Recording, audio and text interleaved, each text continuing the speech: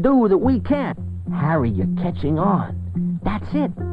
This machine cannot do anything that people cannot do. Or, to put it another way, people can do anything a computer can. Only the truth is, the computer can do it about a zillion times faster. A zillion times faster, says Harry.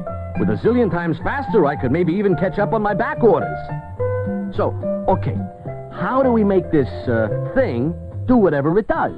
First, says Jane, you have to know the difference between hardware and software.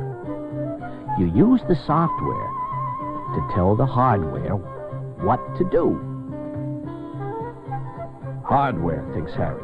Hardware must be the computer itself and any of its parts, right? Right, says Jane. And software is the instructions you give to the computer. Now, a computer program is a specific set of instructions for the computer.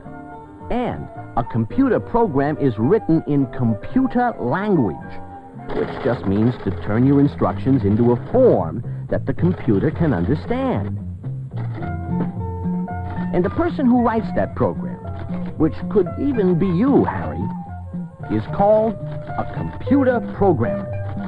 Now, you put the program into the computer, and the next thing you put in is the information you want the computer to work with. And the term for that information is data. Now, the next thing to know, Harry, is that no matter how big or small a computer is, it has 4 basic kinds of devices in it. Input, processing, memory, and output.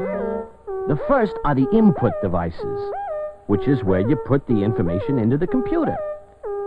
The second are the processing devices, where the computer does most of its work. For example, it can organize information, or add, subtract, multiply, and divide numbers, or find important facts. The third are the memory devices, which store the information. And the fourth are the output devices, where the result comes out of the computer when you ask for it. Input, processing, memory, output, says Harry. How about that first kind of device there, asks Harry. You know, where the information goes into the computer.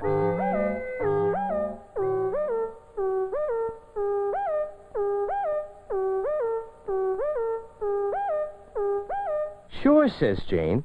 Look, here's one of the most common input devices, the card reader. You use a card punch, this thing here, to put both the program and the data onto computer cards. A key punch operator types holes in computer cards, holes that represent letters or numbers. And a group of computer cards taken together is called a deck. Now, the deck of cards is loaded into the card reader, which shines light through the holes, see, thus putting the information into the computer. Another common input device is the terminal. Usually, a terminal uses a typewriter keyboard to put programs and data directly into the computer. And at the same time, the computer shows what is being typed.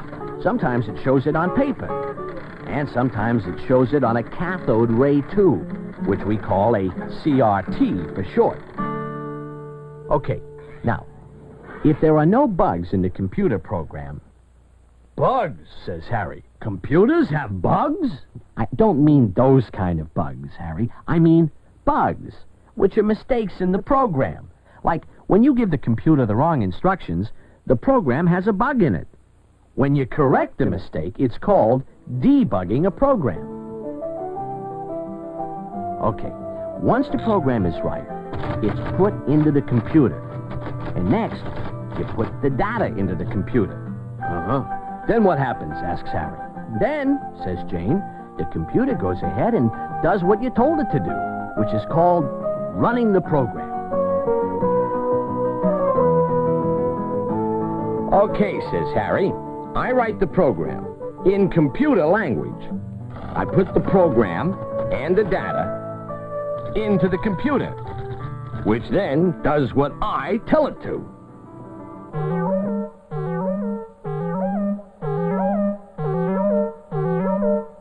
All this I got.